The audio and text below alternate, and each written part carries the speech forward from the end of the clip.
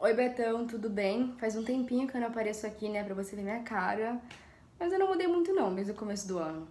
Enfim, eu vim aqui gravar o trabalho, desculpa pela demora, que tava meio doentinha. E também, talvez os vídeos vão precisar de alguns cortes, porque eu tô tossindo muito. Aí eu vou cortar toda vez que eu tossir. Então, desculpa qualquer errinho aí que eu tiver.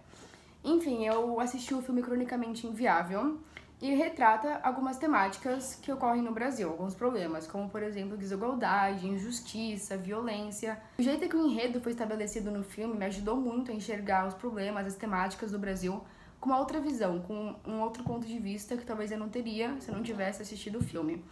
Eles retratam muito no filme o Brasil como um país caótico e hipócrita, porque ninguém se culpa pelos problemas que estão acontecendo no país, sendo que os únicos responsáveis são a gente. E eu vou explicar mais isso ao longo do vídeo, mas eu vou começar mostrando um trechinho que me chocou bastante, que mostra como os estereótipos estão presentes na sociedade.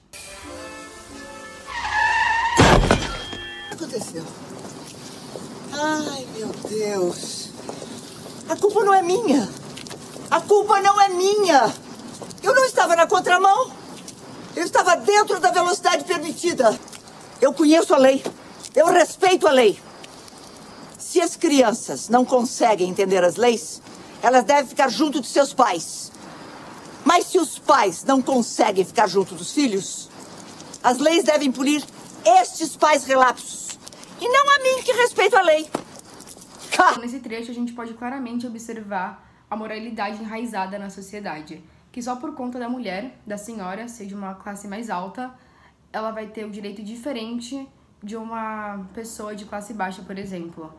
E para Kant, a moralidade fundada na razão independe da classe social, do contexto, da religião. Então não importa se você é um brasileiro, se você é um alemão, se você é de classe alta ou de classe baixa. A regra tem que ser igual para todos. E é nítido que isso não ocorre no trecho, pois a senhora, só por ela ser de uma classe social maior, ela não vai ter mais a penalidade que uma pessoa de classe mais inferior teria, por exemplo. E é justamente isso que a ética reflete. Ela reflete sobre essas ações morais para decidir o que é certo e o que é errado. Então, a sociologia ela vai usar esses termos filosóficos para estudar e entender melhor como funcionam essas relações sociais entre as pessoas para o melhor convívio da sociedade.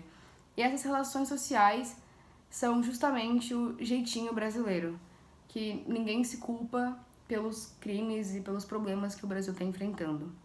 Só que esse jeitinho brasileiro de se livrar de qualquer responsabilidade pelos horrores do país é justamente o que vem agravando cada vez mais a problemática, pois essa moralidade enraizada na sociedade vem cada vez mais aumentando os crimes, e como a classe média e a classe alta não se veem como parte do problema, eles não têm empatia, não têm ética e o Brasil fica na situação que tá, pois ninguém faz nada pra mudar.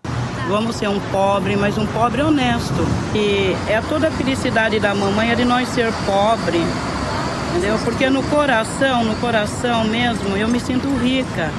E é justamente isso que o filme traz. Ele aponta alguns problemas em todas as regiões do Brasil, norte, nordeste, sul, e mostra como em cada situação o brasileiro tenta escapar da responsabilidade.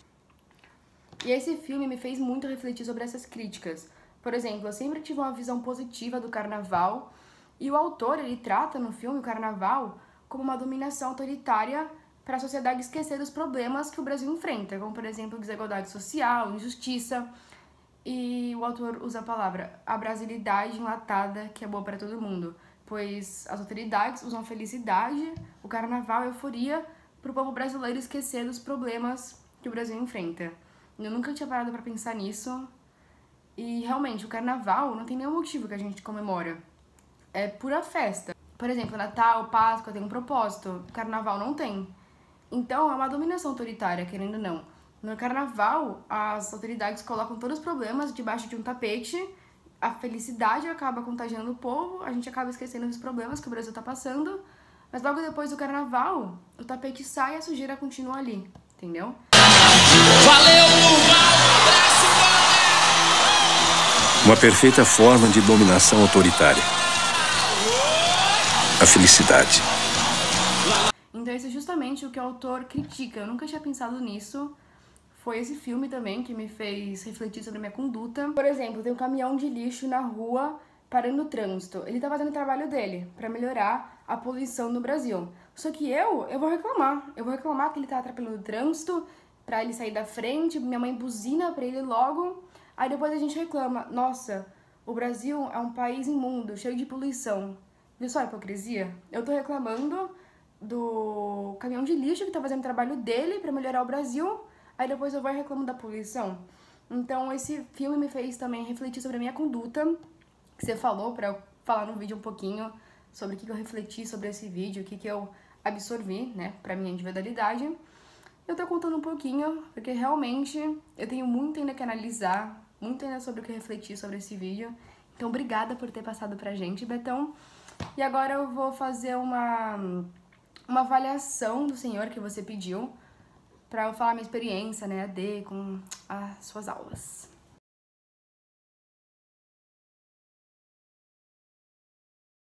Bom, professora, eu vou ser bem sincera com você. Sociologia e filosofia não são matérias que me atraem, não atraem a minha atenção. Foi um dos motivos, inclusive, pelo qual eu escolhi a área de exatas. E no presencial funcionava a gente ficar sentado escutando o que o senhor tinha pra falar. Porque você tava ali o tempo inteiro, então a gente não tinha o problema de pegar o celular, de dormir. Meio gostando ou não da matéria, a gente era obrigado a assistir, a prestar atenção na aula. Só que na ED, professor, eu acho que esse método de slide não funcionou muito bem, pelo menos pra mim, porque aqui em casa eu tenho sempre o celular do meu lado, a minha cama, várias tentações. E não é porque eu não gosto do senhor, eu não gosto da sua aula. Não, nada contra você. É que eu não tenho muita afinidade com a matéria, sociologia e filosofia, entendeu? Mas às vezes eu acabava dormindo na aula sem querer, daí quando eu acordava eu ficava chateada comigo mesma, que eu fiquei, caraca, no presencial eu não dormia, por que não é eu tô dormindo? E eu, pelo menos no meu ponto de vista, eu acho que os métodos das aulas presenciais não funcionam na EAD. Por exemplo, a Silvia, para melhorar o rendimento dos alunos na aula, ela começou a fazer atividade no Google Mix. Por exemplo, a gente entrava e tinha uma atividade para entregar no final da aula. Eu sei que o senhor não gosta de fazer isso, de ter que forçar a gente ficar só porque tem uma atividade para nota. Mas infelizmente no EAD, às vezes a gente tem que acabar fazendo isso, de meio que se forçar a assistir a aula pela nota, porque se não tiver nada forçando a gente acaba se rendendo pelas tentações, celular, cama, porque no presencial a gente meio que não tinha que se preocupar em ficar no celular, porque você tava ali o tempo inteiro observando a gente, entendeu? Mas aqui não, a gente tá sozinho. Então, se as aulas continuarem, EAD ano que vem, tenta passar uma atividade na aula para os alunos focarem, tipo, tem atividade para nota, eu vou focar na aula dele. Eu acho que vai ajudar muito.